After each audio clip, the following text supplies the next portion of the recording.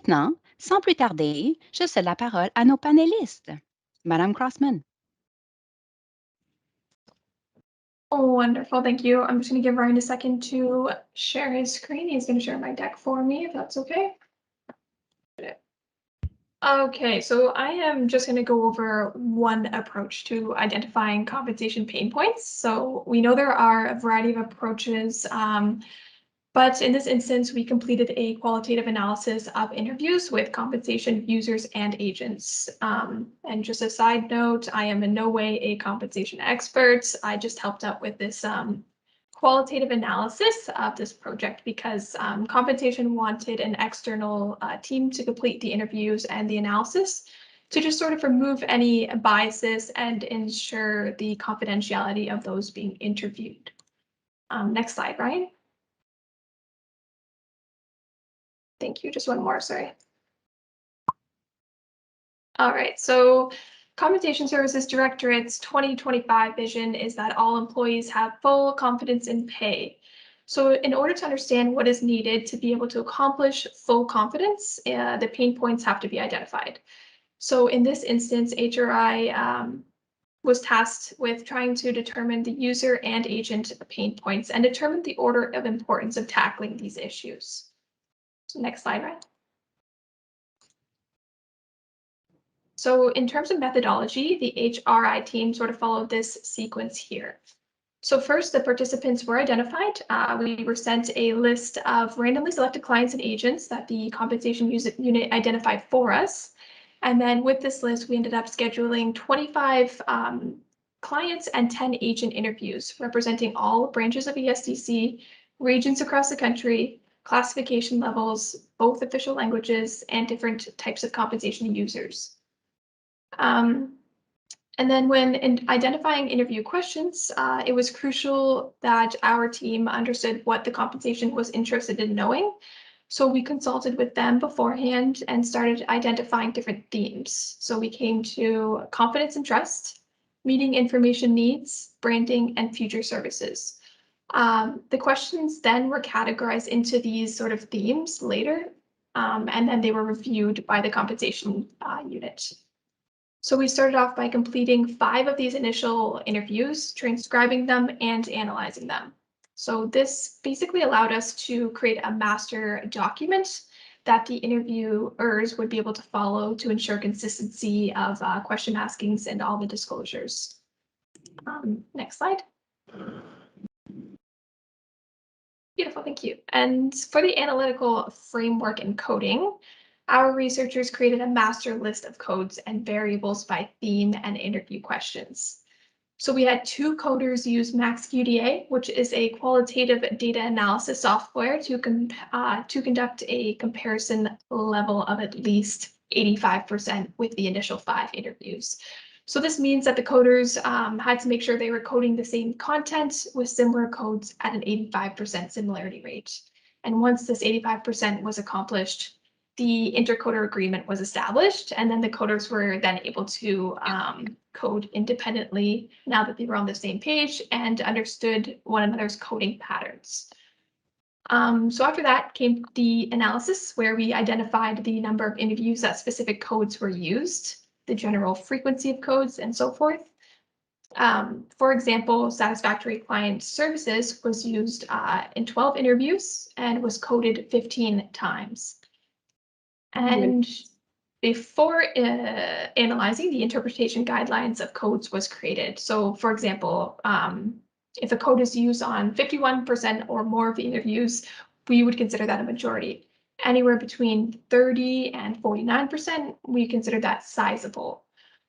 This basically just ensured consistent terminology in the analysis itself. And yeah, so we basically used the most frequent codes to verify any of the common pain points that were discussed in the interviews. Okay, next slide, Ryan.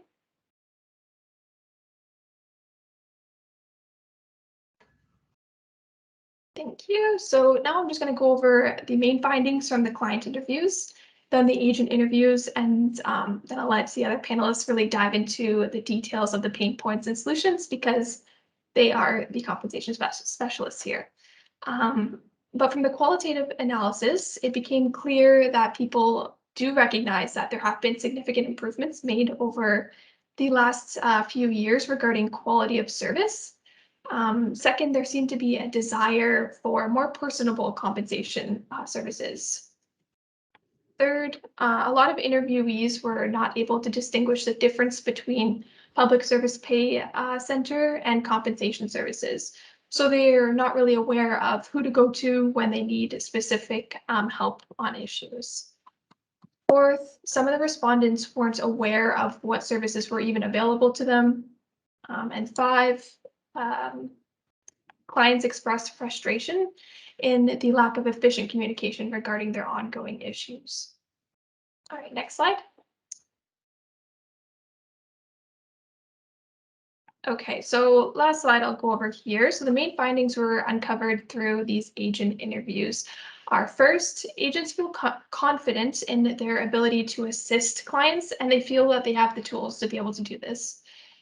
Second, there seems to be a lack of sort of knowledge transfer and there seems to be a significant learning curve with not enough guidance after the training period ends for the agents.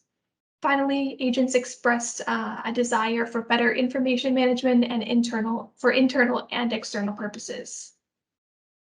All right, so now that I've provided this extremely high level understanding of the qualitative analysis and how we underwent with it, I will pass it back to Jasmine or Cynthia if you want to take a lead on the next portion of it. Effectivement. Thank you so much, Diana. Cynthia, if you're ready. Cynthia is the representative of our clients. So HRI, our team was tagged with identifying pain points and we're like, voila, compensation. Now what do we do? So Cynthia, on to you. Thanks. I didn't do a deck, so Ryan, if you can. So yes, thank you very much. So this is basically a little summary of what's going on in compensation. Ryan, can you pass the next slide?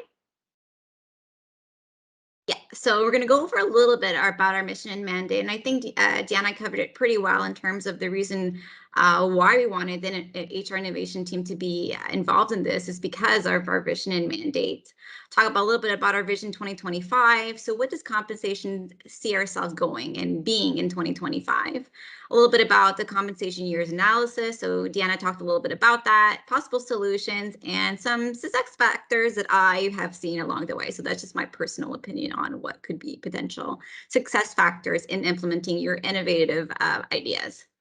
So with that, Ryan.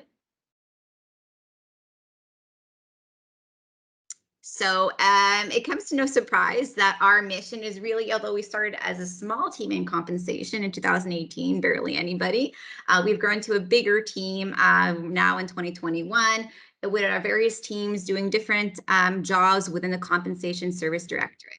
So our mission is really to modernize and innovate the services we provide and obviously restore the confidence in pay.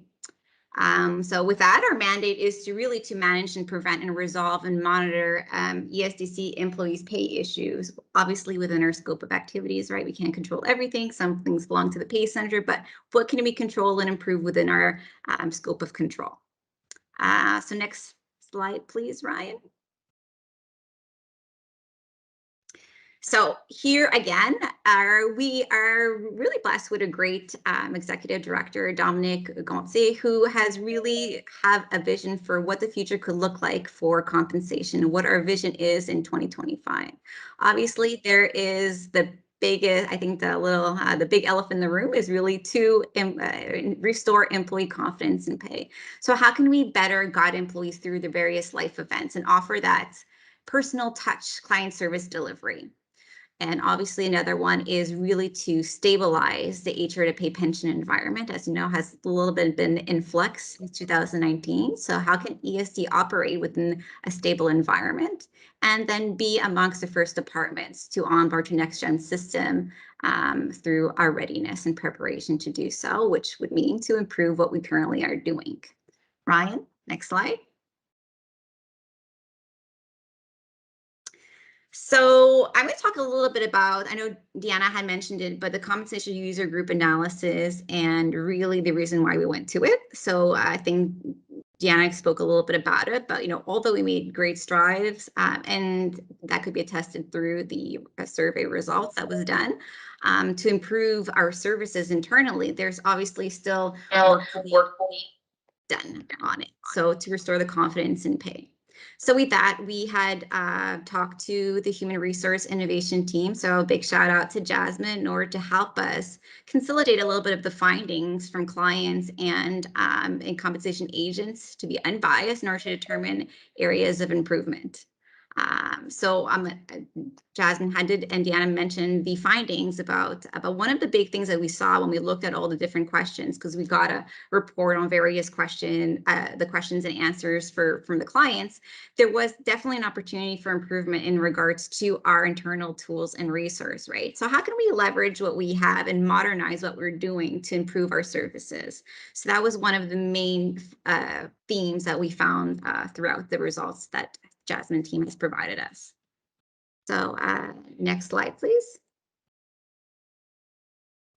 So possible solutions, improving the way we work. So in order for us to adhere to our mandate to prevent, resolve, and monitor pay issues, we obviously need more modernized tools in order for our compensation advisors to improve the way they do more efficiently and effectively, right? So there's various ideas thrown out there, and I'm going to give a big shout out to Patrice Lavoie, who's probably on the call. I want to thank his team really for helping us think about different ideas to improve the status quo. So thank you very much, Patrice, for helping us and putting up with me in my various calls to you. So I do want to acknowledge Patrice's team and how he's helped us find some solutions as well. So we were looking at some things as well, but I think I really want to talk about is our ESDC Innovation Fund idea, which is a pay reconciliation tool. So again, I'm going to I'm doing a lot of shout outs. I'm going to do a shout out to the Innovation Fund team. So Maze, I know Rebecca, you're on the call. So thank you very much for putting up with me as well and listening to my ideas and my spiel and going through it. So thank you very much. So the idea behind the pay reconciliation tool, and it's something that's dear to my heart because I think the biggest thing, and it aligns with our mandate to prevent pay issues, and definitely one of our pillars is really to prevent issues. So the pay reconciliation tool is really an idea that comes from the heart because how can we optimize and leverage our internal systems to prevent a negative pay outcome from occurring? So that would decrease, obviously, employee frustration. It would increase confidence in pay. It would definitely help the CAs in terms of their loads and the financial system in terms of the overpayments and the amounts that we receive of escalation requests, et cetera. So the idea behind the pay reconciliation tool is really to leverage our HR system, i.e. PeopleSoft, in terms of the data and to reconcile it against what we have in Phoenix. So I'm not going to go in too much. Yes, thank you, Jasmine. CAs are compensation agents. As you know, Jenna mentioned she's not a compensation expert, but I am. So if I use a lot of abbreviations, please excuse me. So the idea behind the pay reconciliation tool is to reconcile information from our various HR systems prior to pay confirm in order to prevent any negative pay outcome. So it's an idea that we're being developed in collaboration with our many stakeholders. So we have our finance people involved in this. We have our HR systems people involved with it. So if there's anybody from HR system on this call, thank you very much, Karin Martin and your team. Again, I have Etienne Lavallee, and all our stakeholders are involved in it. So I do appreciate the fact that they all got their buy-in and they're really helping us with this project. So not only is it a compensation thing, I think it's a big team effort when it comes to the pay reconciliation tool. Although we're still in the early days, I'm really confident that this will definitely help the HR to pay environment, and any ideas that we get and that we help implement obviously will be shared with other departments. So I would be really happy that this could be shared across the HR to pay spectrum. So that's a little bit about my spiel in terms of improving the way we work. So that obviously would have a direct impact in terms of the way CAs do their work, and also a huge impact on preventing pay issues and increasing the confidence in pay. So once again, this is looking at a tool to improve the way we work, especially the compensation advisors, i.e. CAs. They can it would definitely help them, and not only them, but also our clients, which is clearly the public servants. So Ryan, next slide. So this is just my personal success factors, because God knows I've been trying to implement a bunch of different tools and innovative solutions within ESDC, within our internal solutions or client facing. So these are just, I'm just going to say it as a caveat out there, my personal, due to my experience, some success factors. So the biggest thing is upper management and support. It is crucial when you're employing your ideas that you get the buy-in from your senior management. So they will be your champions. They will be the people speaking on your behalf in order to make things run smoothly. So it's very important that you get engaged with your management and get their support on the project. They will be your linkage. They will be, like I said, your champions, and they will help find people to make things run more smoothly. So definitely my key success factors would be the upper management support. Other ones is finding the right stakeholders. So that is extremely important. So I think one of the things that I saw earlier on when we were trying to do this is that we didn't have the right stakeholders, or we didn't know who to go to. So it was through a lot of trial and errors that we finally found people to contact to. So i.e. Jasmine, Patrice, I'm looking at you. So the right stakeholders definitely will help move things along more smoothly. You'll have to sometimes pivot and try to find the best people, but it's definitely part of the key success factors is really trying to get and target those right stakeholders. So the other one is stakeholder buy-in. So you will not get anything implemented if your stakeholders don't believe in your idea. So if your idea needs to be well presented, you need to do a really good business case, and you need to really believe in your idea in order to your stakeholders to believe in your idea. So I think stakeholder buy-in is the only way you can get any traction, is to make a good business case on it and provide that information to your stakeholders and have good conversations with them. So then the next one is never waste a good crisis. So I kind of stole this from Winston Churchill, but it's still true. So although the pandemic has been hard for us, it's really been helpful in terms of optimizing internal solutions to expedite and efficiently process the way we work. So although, like I said, the pandemic hit us hard, it did give us an opportunity to definitely leverage that with improving the way we work through automation or through some sort of innovative solution. So it really does. Terrible, the pandemic, but it did have a silver lining, which is definitely more traction in terms of ideas and realizing some innovative solutions. Network, yes. The key success factors I find is not only networking internally, but you have your resources in different departments that will definitely help you out as well. So with this, I don't know if any of my colleagues from DFO are on, but I will give another shout out to Denise and Carol, who are part of the compensation innovation team at DFO.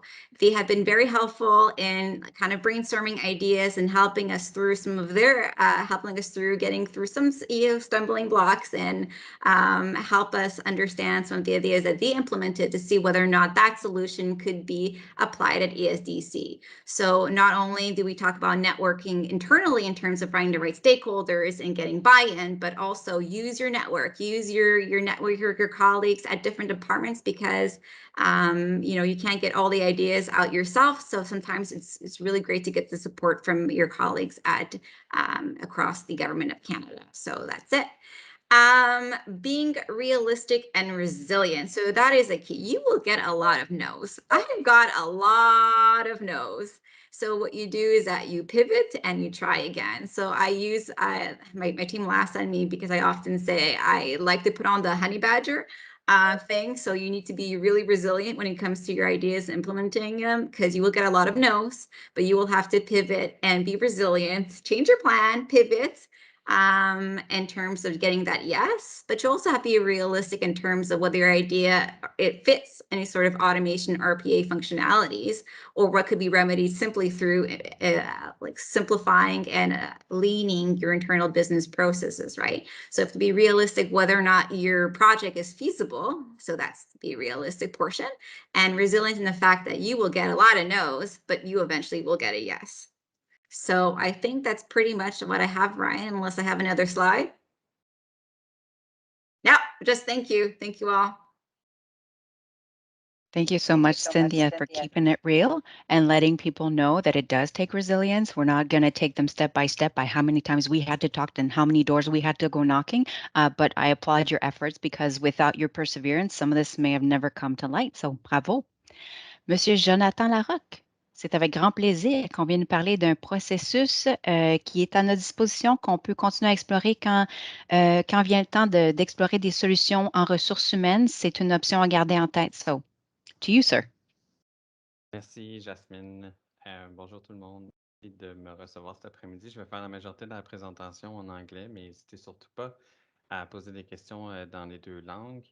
I'm going to start on slide 2. So today is meant to be a fairly high-level presentation. It's meant to introduce you to what robotic process automation is. And for the sake of the presentation, I'm going to go and assume that some of you have no idea what that is. But I also want to recognize that other departments might have more advanced robotic process automations functions than we do at ESDC. For some of you, this might be something you're already familiar with. Believe it or not, I had no idea what RPA was not so long ago. And full disclosure, I'm still not an expert on the technology side of things. I'm here to talk a little bit about how we've done it at ESDC from a business perspective.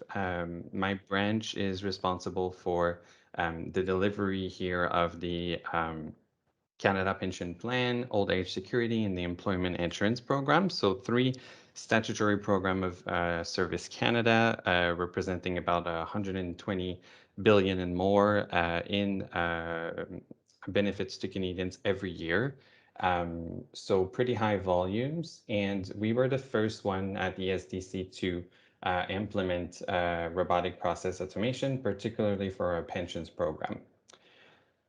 So what we're going to cover today, you see it on the slide. So what is RPA, the different type of bots, the difference between robotic process automation and artificial intelligence. We're going to talk a little bit about the successes we had here. And then I'm going to try to walk you through a typical journey for RPA and raise some considerations and leave time for questions. So moving on to slide 4, this one is just a transition slide. So slide 4 here, what is RPA? So we're talking about a way to automate processes that allows to eliminate manual and repetitive tasks.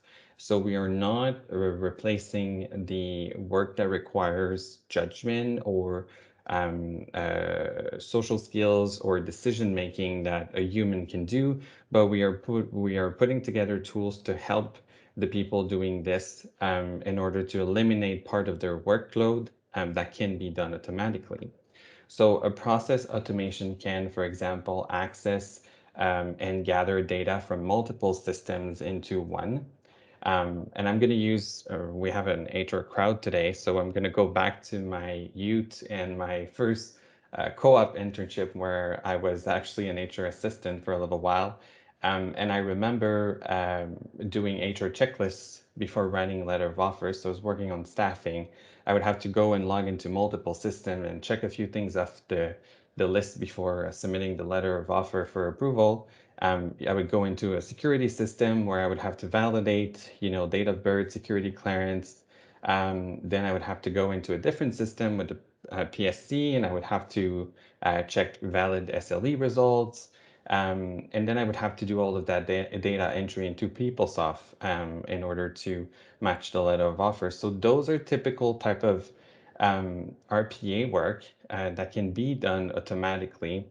And that leaves more time for monitoring ad hoc requests, providing better personalized services to clients, advice, spending more time on recommendation and handholding to clients, or doing mentoring or whatever more creative task or problem solving abilities that needs to be done within the business line. So I hope this example speaks to some of you on the staffing side, but overall you can move data from one system to another. You can verify data across different systems. You can consolidate information and automatically transfer it somewhere else. You can pre-populate some forms, or you can ask robot to do calculations for you while you continue on the file, and then you get the result of your calculation. So let me go one step further on slide 5 and explain a big difference between two types of bots, attended bots and unattended bots.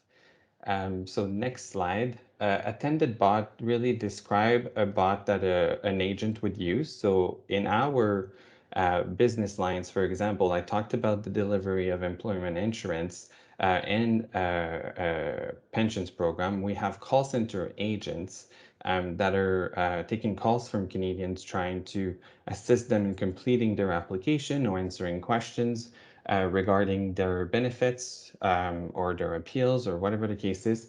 So those agents have access to bots that they can literally press a button for the bot to do something. So that's an attended bot. An unattended bot is really a bot that is triggered by a workload system or by a notification of a certain system that will automatically ask the bot to do something. And you get the result of it, and you eliminate this work item from your actual to-do list as an employee.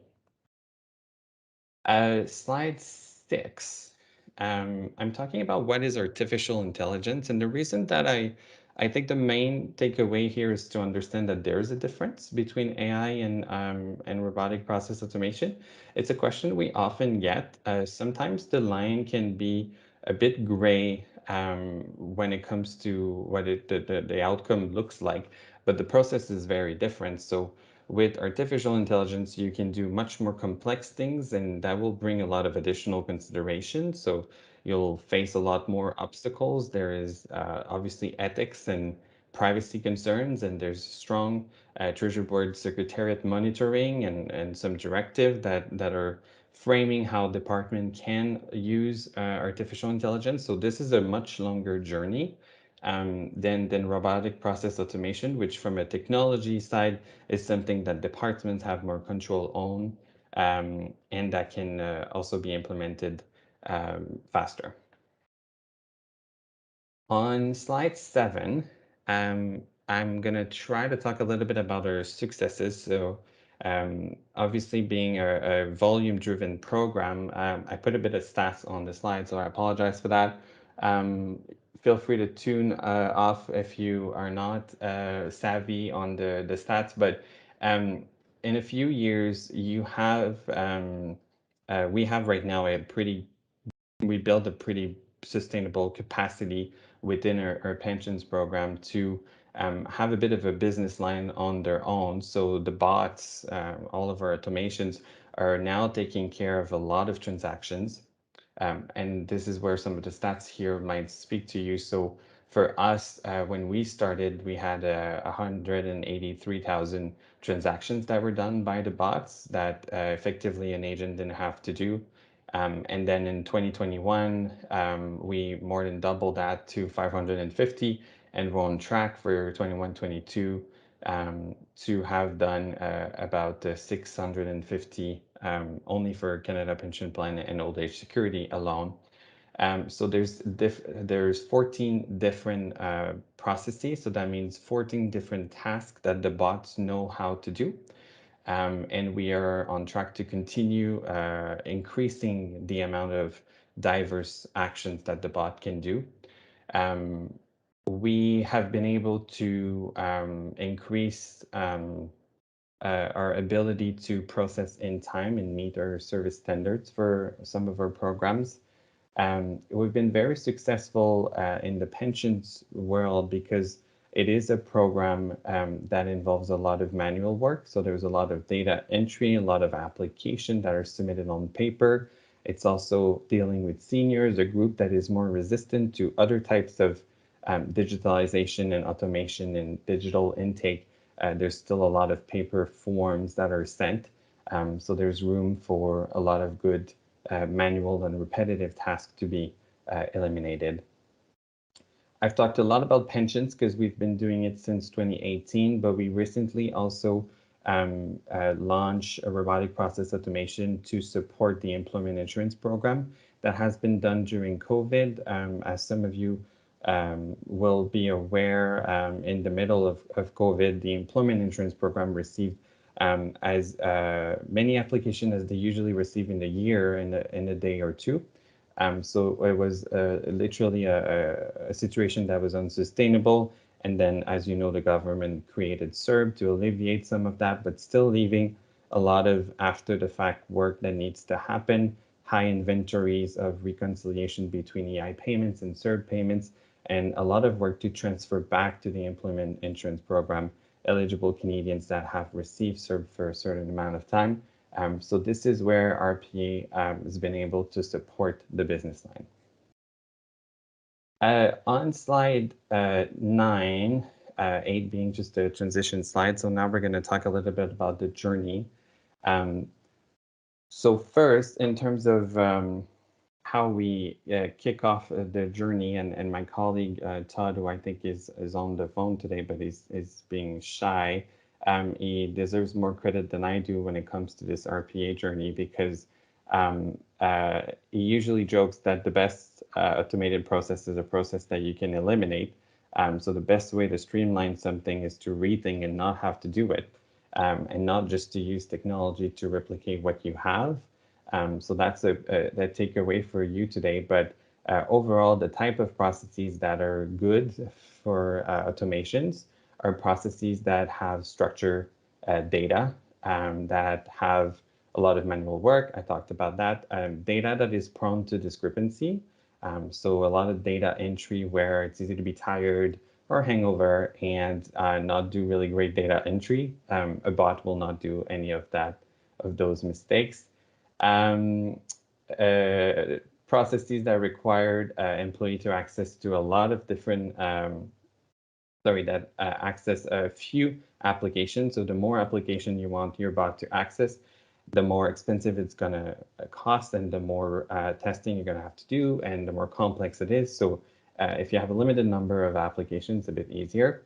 Workload that is prone to fluctuation. So where it doesn't really make sense to have 100 employee if you need 100 employee for 2 weeks of the year. Having bot is where you can have your regular intake, and your bots can also help you with some of those peak. Just conscious of time, I'm not going to read them all, but you have a few points there.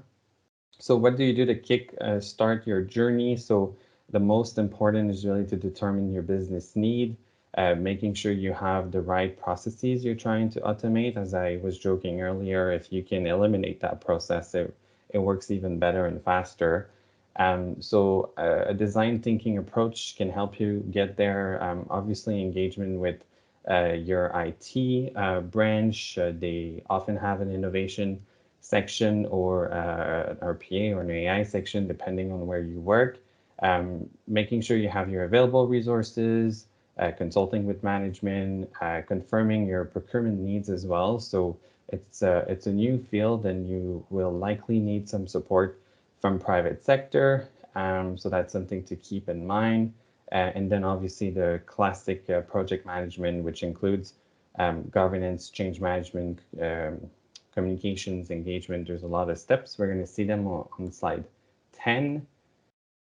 So slide 10 is a bit of a journey for you. So I mentioned some of those resources, finding the right project management approach within your department, determining your return on investment. So I was talking a little bit earlier, the volumes, the number of processes, if you're going to eliminate data entry errors. Those are all things that translate into time savings. So time that an agent doesn't have to work. So that helps you kind of offset the cost of how much it costs to build your bot, to test your bot, to develop, to maintain, to pay for licenses. So there are a lot of costs associated with RPA. So it's important to have a good view of what you're saving, so that you can so that senior management can make a decision in terms of investing in that technology or not. Engagement and communication, change management. So especially if you are doing attended bots where people have to use them, you need to think about those things, because the last thing you want to do is create some bots that will eliminate work that agents appreciate doing or don't want to have done manually, and that are not going to use them or going to be afraid of using the bots because they reduce their workload and they're not interested in doing the complicated work. They actually enjoy the data entry. So there's a fine line. And I think the main message here is to do your engagement and to understand the processes that are bringing frustration to your clients, in order to eliminate and automate those, rather than keeping them outside and then trying from a top-down approach to impose bots on them. There's a lot of bot development and testing, pilots. So pilots and training is an important one. So sometimes, as you all know, it's not a good idea to have a Big Bang approach where you're going to implement across your entire business line. So Service Canada is structured with regions. So one thing we have been doing is piloting with a smaller group of processing agents or call center agents in order to make sure the bot works well before doing any sorts of rollout. Even though there's testing before, there's always going to be issues that can emerge from using it in the real environment. So exactly, I am talking to some compensation folks. So Phoenix is obviously a good example where I'm sure they didn't have that on the slide, or they deleted it. Monitoring and reporting. So it's important to think about your reporting needs at the beginning of your journey in order to think about the data you want your bots to report on, so that you can create all of this automatically as well, and you don't have to manually track something that is done automatically, which is very ironic, but it does happen. And then just a quick note at the end to keep in mind that once those bots are running, there will be always a continued maintenance and a continued business cost associated with it too, because you need to continue communicate with your clients how the bots are now evolving or when they're not working, because they do sometimes have bugs when things are updated, and then it takes a bit of time before it goes back to normal. So you need to be ready to communicate with them. I think I'm going to leave it there just to have a bit of time for questions. And obviously we can take any of this offline if people are interested in a particular area. But that's all I had prepared for you today, guys. That was a lot. Thank you so very much for giving us the intro to RPA, what it can and can't do. Very useful, and potential for impact within HR is huge. I know lots of us are looking at this. It's just a question of getting to that next step of, okay, how do we actually operationalize? So wonderful. Thank you.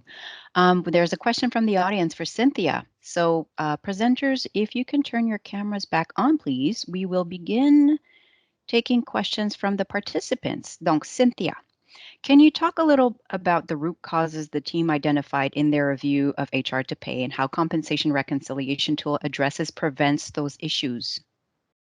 Right. So so I'm a senior manager. One of my team has the projects team. So we do talk a lot with operations in terms of when we do our analysis of what can be leveraged through automation or through innovative solutions, right? So at ESDC, although it's really different than other pay center departments, compensation service directorates, our compensation advisors review vast amounts of data and don't have enough time and resources to manually identify anomalies in an employee's pay. So, we do have over 35,000 employee cases at ESDC. So it's hard to identify cases with pay anomalies, especially prior to pay confirm, in order to prevent or fix a pay issue. And even so, employees aren't sure of any issues with their pay, right? So cases may get escalated to the compensation service directed. Not get escalated in time, and employees might find themselves in a financial hardship situation without prior warning and impacting their mental health. So we took that all into consideration. We talked to operations, we talked to our colleagues in IITB to see whether or not that we could do something about preventing negative pay outcomes, and that's what we came out with a pay reconciliation tool.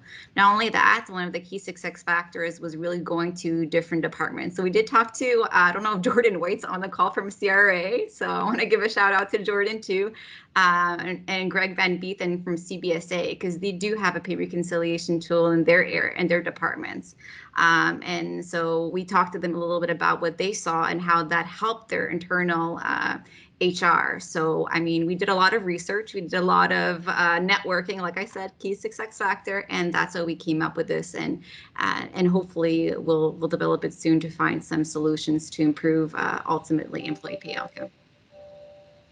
Great example, thank you, of how we have common problems and there are potential solutions that we should explore to scale. Absolutely. Question pour toi, Diana. Why did we choose to do interviews to gather the responses from the compensation users and agents? Why didn't we just send a survey? Why didn't we do a focus group?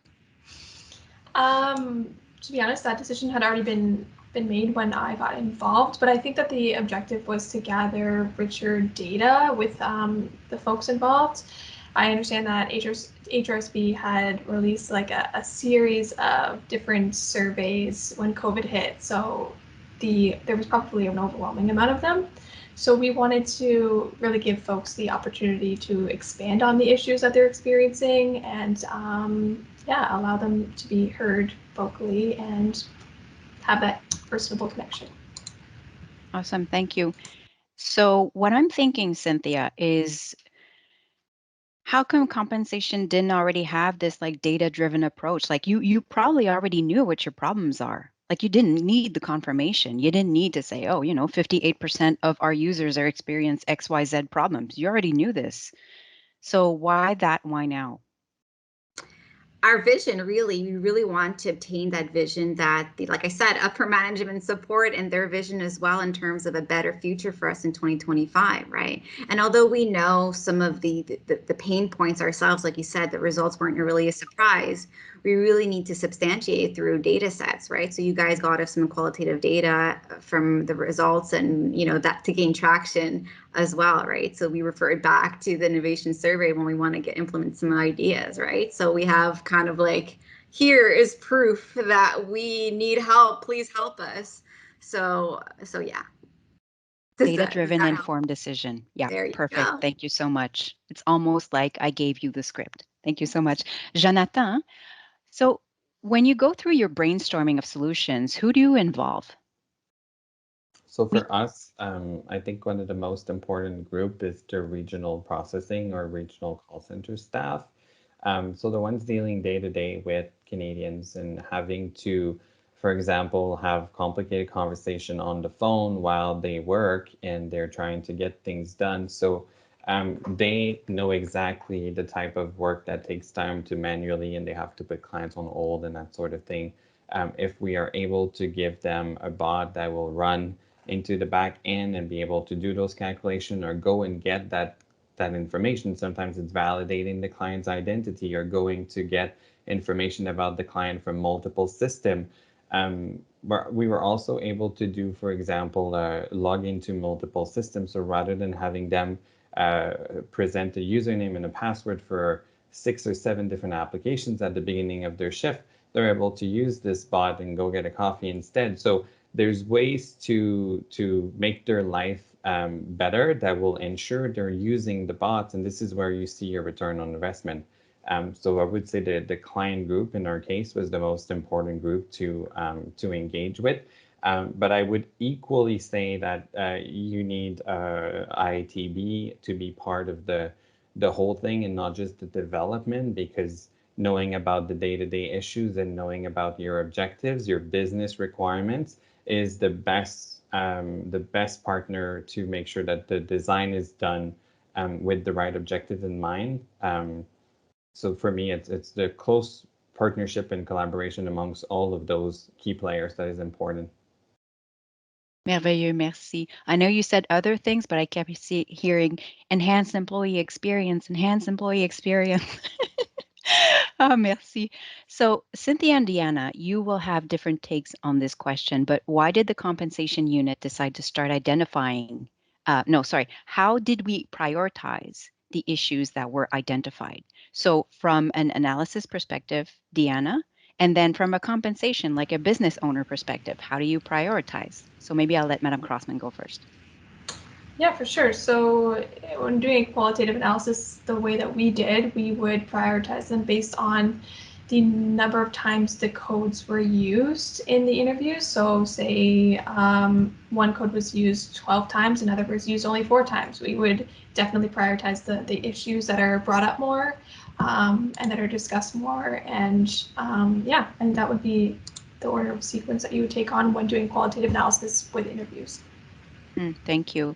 And Cynthia, I'm assuming that you're like, oh, yes, we hear you. However, it doesn't take into account our constraints, right? Like some of these problems are outside of Exactly. our, So so that's what I was about to say. I was like, although I do hear the employees and some of their frustrations, some things are out of our control. So I think the way that we prioritize is really within what's in our area and scope of control. What's the biggest bang for our buck? What will show the most improvement in terms of automation and solutions, right? So for us was really those factors that we considered when we were looking at priorities. Absolutely. awesome. Thank you. Problem. So Jonathan and Cynthia, a question for you from like a management perspective. What's the most difficult part of trying to find solutions? You can be honest. It's just us. Jonathan, do you want to go first or should I go first? My personal experience. I'm almost tempted to say one of the most difficult part is people having solutions looking for problems. Sometimes RPA becomes a buzzword and people really want to have it, but there's other ways to solve problems that are more cost effective. So you have to be open to bring your problem to the discussion and not bring the solution, if that makes sense. So sometimes we're our own worst enemy. And I have a group also working on artificial intelligence, and I heard through consultation a lot of clients that were adamant they needed to have some AI projects and they really needed an Excel spreadsheet. So it's just an example where there's things that exist out there that might be on your desktop, might not, but they are easy to get, and they might solve your problem. So that's one of my main, I think, my main obstacles. I tend to agree with Jonathan. A lot of the time, like you said, it's kind of like a buzzword: automation, RPA, and then you're like, well, did you clean up your business process? Did you do things that you can kind of remedy and fix through simple solutions prior to going something so cumbersome? So right away they bring something, a solution to the table, but that's not the root cause. That's not the real problem, right? So that's one of the pain points that we experience in terms of management. Another form for me, from my personal experience, is really was finding the key stakeholders, finding the right stakeholders for me. That was a big thing. Like I think Jasmine, you've heard me rant quite enough. I'm like, I get a lot of no's. Jasmine has a joke that she was going to call me Miss Snow. Just so many times I've gotten no's in the past, but I think with the team that we have now, again, shout out to Patrice and Etienne Lavallée from ITV, and even Jonathan, because I'm going to bug you and Todd later, right? After fiscal. So we're definitely gaining traction. We're finding the right people to implement some of our ideas. Absolutely. Merci pour votre participation honnête. Love that. A reminder to those of you on the call, if you have any questions for our presenters, please don't forget to either type them into the chat, raise your hand, or go through Slido. I'm going to be mindful of time and we're going to end the session a few minutes early. I'm going to say this politely, bodily management fluids. So, and not in that order. So on finit dans 2 minutes. J'ai quand même quelques questions pour vous. Par rapport à la mise en œuvre de solutions, what have been some of the biggest obstacles? Like, we've talked about what's difficult, but like, what have you like, oh, there's a door that slammed in my face. Not you, Cynthia. Not, I know what doors have been slammed in your face. But for example, Deanna, when we conducted the actual pain points analysis, any issues, and for you, Jonathan, like difficulties? In terms of the actual process as a whole, there were only a couple obstacles that I came across because I came into the project kind of near the midway point, but trying to find folks willing to help with the transcribing was pretty difficult because we didn't have the transcription services available to our team to pursue this project. So that is a big heads up. If anyone's looking to pursue any type of qualitative analysis with interviews, make sure you have the services and softwares available beforehand for both official languages, because that will be a huge obstacle that you will have to face one way or another, because if you don't have that, your teammates will have to be doing it themselves. That was a big obstacle for us. And then just being able to identify how many interviews is enough to get what content you're looking for. Once you reach that saturation point, it may not be necessary to continue the interviews as a whole. You might have a number in your head and you might completely have to put that number on the back burner because you have all the information that you need to pursue the analysis in of itself. So yeah, those were my two big points. For me, I would like to flag procurement, and this is a bit of my own weaknesses in a way, but because robotic process automation as a pathfinder at the SDC, I think it was very difficult, even for our own procurement experts that are really knowledgeable about how procurement works at our department, don't necessarily have a lot of experience procuring that type of technology or the software. So they rely themselves on Shared Services Canada, their own procurement expert teams. So there's a lot of, it takes time. There's a lot of questions that have to escalate to another department, a lot of collaboration needed between PSBC, Shared Services Canada, and our department. So definitely not something you can procure quickly. So there's good considerations to have at the beginning of the journey to think about those big questions on how we're gonna be able to procure what we need to deliver as well, because it's not just your motivation, your staff, and your funds. You also have to go through processes for transparency, and it takes time. Merveilleux, merci. So we are out of time. Thank you so much. Merci à tous et à toutes pour votre participation aujourd'hui. J'ai vraiment apprécié la discussion. Je suis certaine que notre public aussi. Audience, you've been wonderful, as always. We look forward to seeing you on our next session, probably November 24th. Save the date, but also check out our GC Collab and Wiki pages where we'll be posting the material. If there are any topics that you would like to see us discuss on this platform, please let us know. Puis en attendant, ça nous a fait plaisir. Merci beaucoup. Stay safe, everyone. Thanks, Jasmine. Thanks.